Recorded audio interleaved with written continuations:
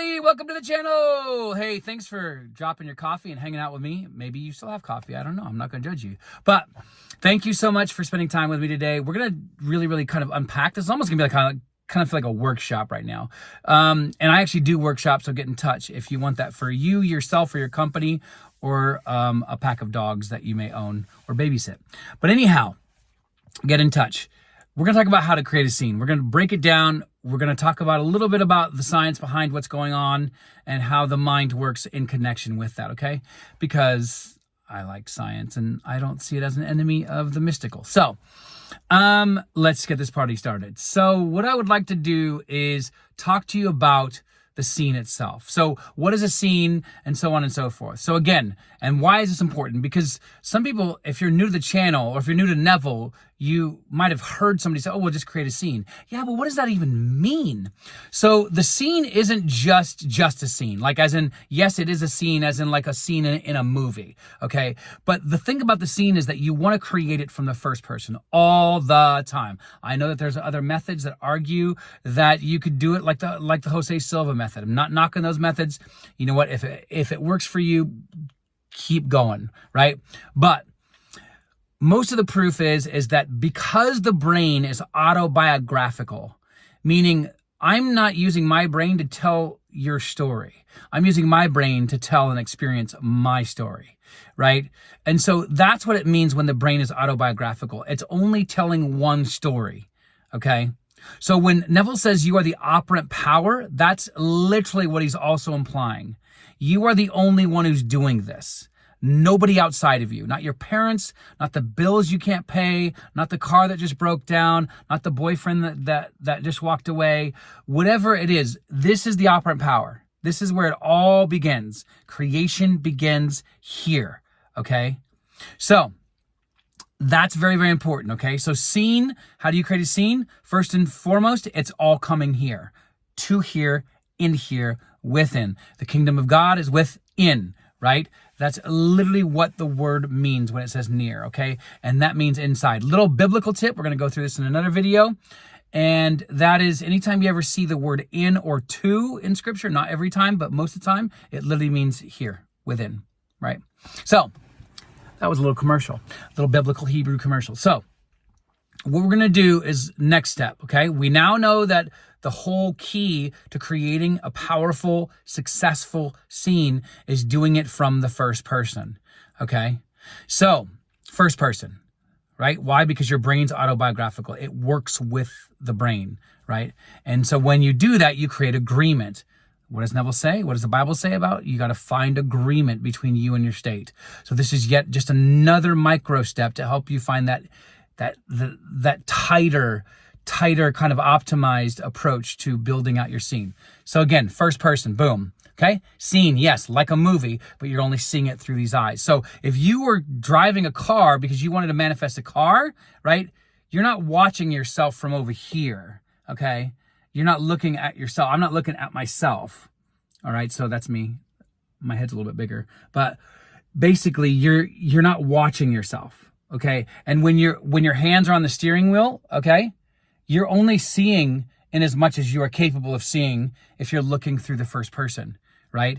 So here's also another tip that you can do, very powerful, if you're struggling to create a scene, okay, is to first look down at your shoes, okay? When you're imagining, look down, whatever shoes you're wearing right now, or if you want to manifest new shoes, imagine that you're wearing those shoes. Move your feet around, right? Move them around. Feel the movement. Neville talks about movement and touch a lot in his work. Why? Because he even argues that this is the most powerful of all the senses that you really want to master, okay? So always include touch. So back to 1, the scene is always about autobiographical, first person. 2, always include touch, right? Because that is the most powerful internal sense that seems to make the deepest form of impression. Okay, why? Well, think about this. And you can think about this even in a 3D sense, meaning in this kind of world. Well, when you're touched, right, research shows that oxytocin is released, okay? Amongst others. Yes, dopamine as well. You're getting like rewarded for it. And oxytocin tends to be a very powerful neurochemical that's released when you are connected and connecting. Do you hear that? So when you're connecting to your scene and when you're touching something or touching an object, you are releasing oxytocin even when you're creating these scenes. So your body is literally priming itself for your manifestation to come. Okay, it's pretty crazy and it's pretty awesome because that means that you are actually creating agreement between the subconscious mind and the conscious mind. And the conscious mind tends to spend more time being conscious of what's going on here, right? So you're creating an agreement, all right, between them and between those two. Then what you want to do though is with that touch in some way, shape, or form, right? You want to create one physical action, not 5, not 7, right? 1. That's it. Why? Because it will make the process more complicated. How? Because your brain will get tired.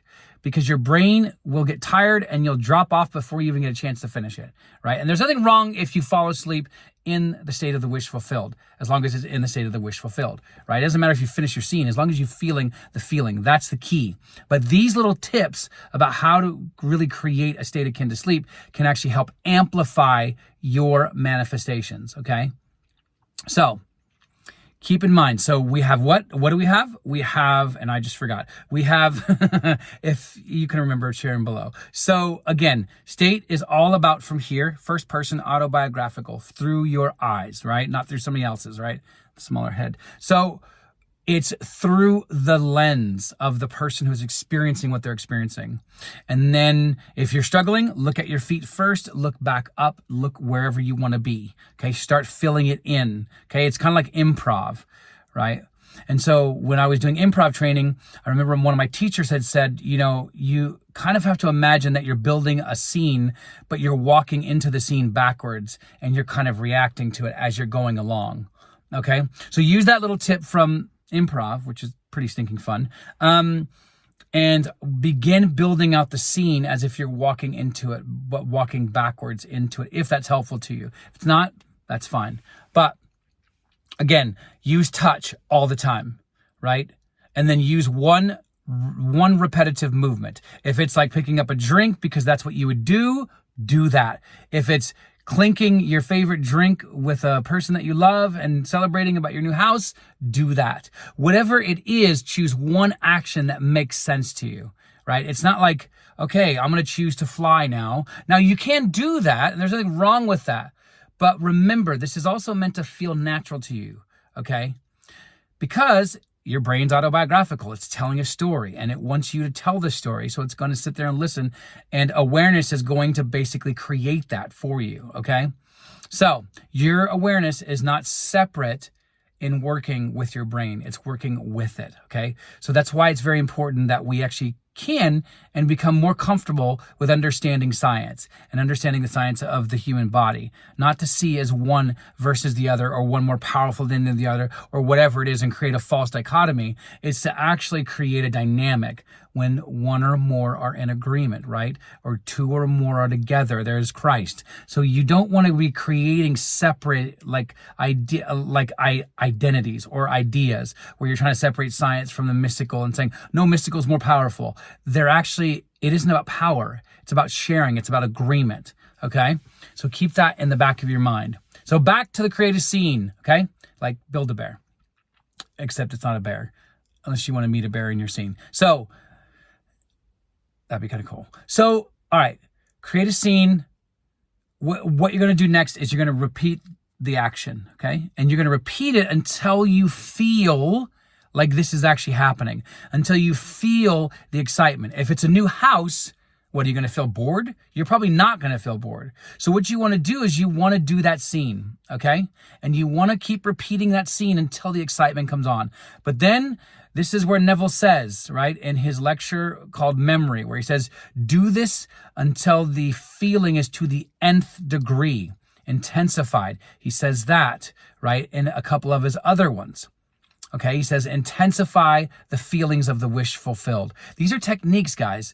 These are techniques that you could use. And by the way, even though I'm building you out how to create a scene, okay, you can do this throughout the day. You don't have to wait till bedtime. You can be manifesting throughout the day. In fact, you should, because you already are. Right? Manifestation just means interpretation, right? Manifestation means the collection of beliefs, values, and perceptions and feelings that all unite into what you call yourself, okay?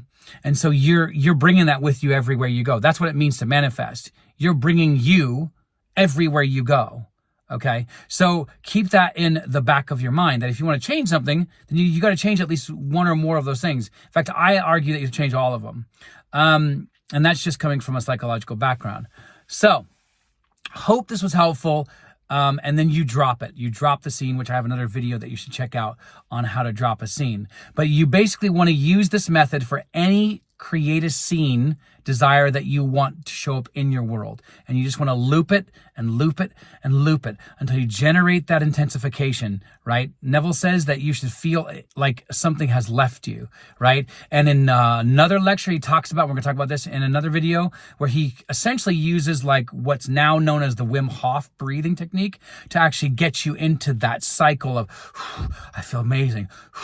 Oh, this is amazing. I love the new coffee like machine in our new house. It's amazing, right? Whatever it is, and you keep intensifying it and you're grabbing right for the new coffee machine, pouring your favorite drink, whatever it is, okay? So that's what I want you to do when you're creating scenes. And by the way, get creative with this. Get it fun. It's supposed to be exciting. It's supposed to be you building your life. So, hope this was helpful.